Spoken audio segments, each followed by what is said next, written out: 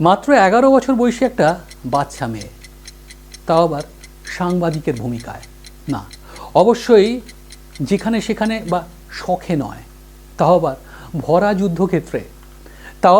যুদ্ধক্ষেত্রে, যেখানে drone, missile, assault rifle থেকে মুড়ির মতন গোলা বারুদ ছুটে আসছে। গাজার যুদ্ধ উপত্যকার এরকমই এক বদ্ধভূমিতে গেলেই দেখা মিলছে মেয়েটি।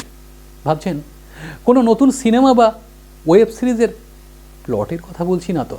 না, একেবারেই না, বরং বলছি এমনই এক মহাজীবনের বাস্তব হয়ে ওঠার সত্য ঘটনা, যা শুধু অবাকই করেনি, একই সঙ্গে সাহস জুগিয়েছে গোটা বিশ্বের অসংখ্য স্বার্থান্বেষী, একই সঙ্গে কুয়োর ব্যাঙ হয়ে মুখ ফিরিয়ে থাকা মানুষদেরকেও। নমস্কার, কিশোর ক্যাফের নতুন একটা ভিডিওতে আপনাদের সবাইকে স্বাগত জানিয়ে আমি তমাল শুরু করছি আজকের এই নতুন ভিডিওটা। আল জাজিরা শেয়ার করা একটি ভিডিও ক্লিপে দেখা যাচ্ছে একটি বাচ্চা মেয়ে প্রেস ভেস্ট এবং হেলমেট পরে গাজার উপত্যকার চলমান ধ্বংসযজ্ঞ সম্পর্কে আরবি ভাষায় একের পর এক খবর দিচ্ছে। عمري 11 سنة من قطاع غزة.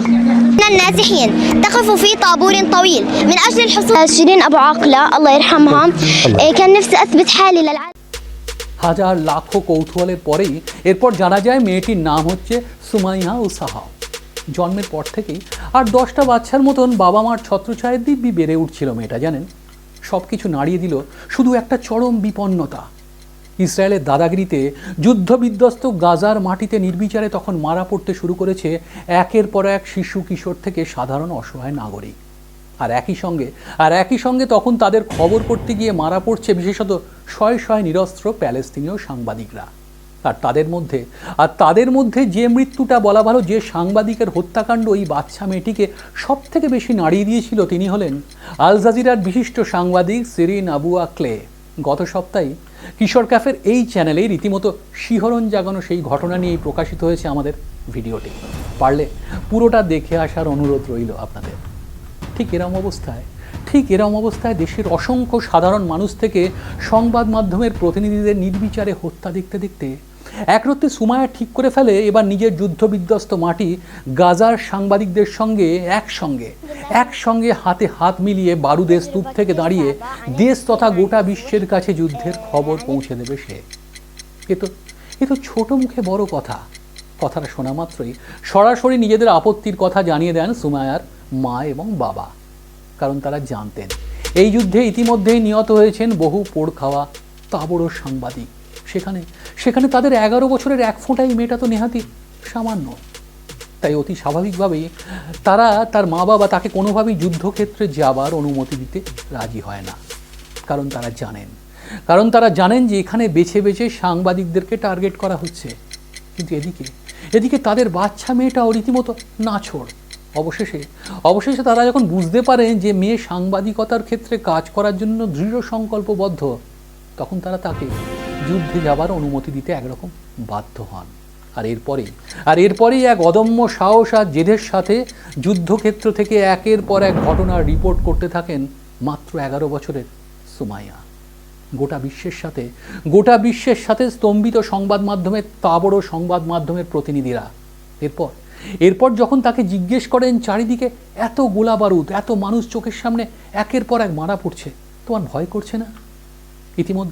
ইতিমধ্যেই এখানে 7ই অক্টোবর 2023 সাল থেকে ইসরায়েলি বিমান হামলায় 120 জনেরও বেশি সাংবাদিক নিহত হয়েছে। তোমার সাথেও তো যুদ্ধক্ষেত্রে যে কোনো সময় কোনো কিছু হামলার ঘটনা ঘটে যেতে পারে। উত্তরে সুমাইয়া স্পষ্ট জানিয়েছিলেন কি জানেন? যে তিনি ভয় পান না। সে জানায়, আমি যখন বাইরে যাই তখন আমি ঈশ্বরের ওপর ভরসা রাখি। তিনি আল জাজিরাকে বলেন, যখন আমি এই যুদ্ধক্ষেত্রে সংবাদ সংগ্রহের জন্য যাব বলে বেরিয়ে আসছি, তখন আমি আমার মা এবং বাবাকে বলি যে আমি যাচ্ছি এবং আমি ঈশ্বরের ওপর ভরসা রাখি, তোমরাও রেখো।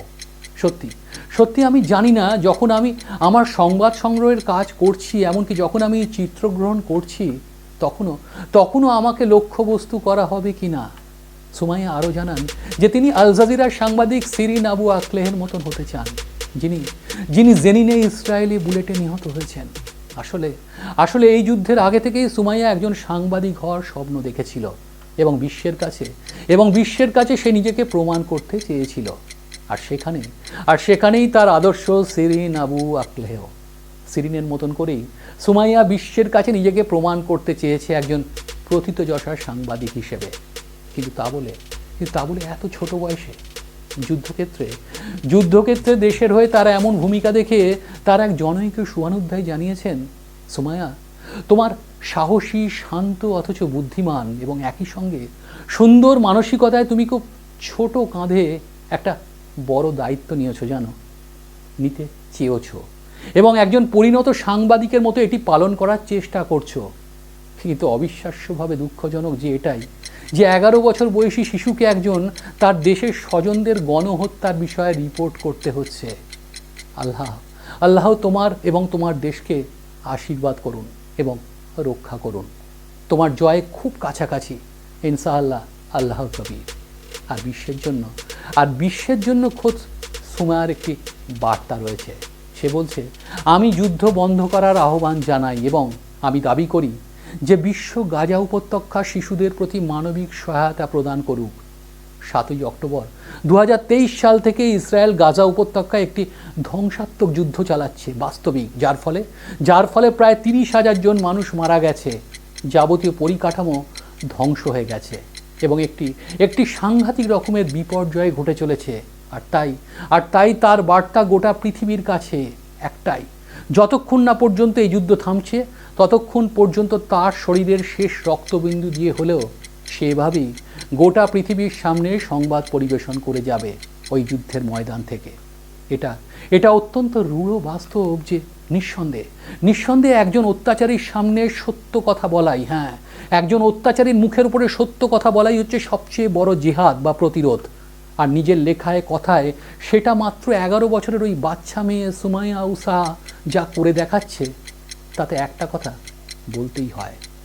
অনেকেই হয়তো বলবে এটা অপরিণত বয়সের আবেগ ছাড়া আর কিছুই নয়, কিন্তু একটা কথা বলুন তো, এই বয়সে এমন আবেগ আর কটা শৈশব বা কৈশোর ঠিক দেখাতে পারছে? তাই যে যাই বলে বলুক, আমরা শুধু বলতে চাই, আর যাই হোক, শিরিন আবুর মতো নিয়তি যেন তোমার না হয়।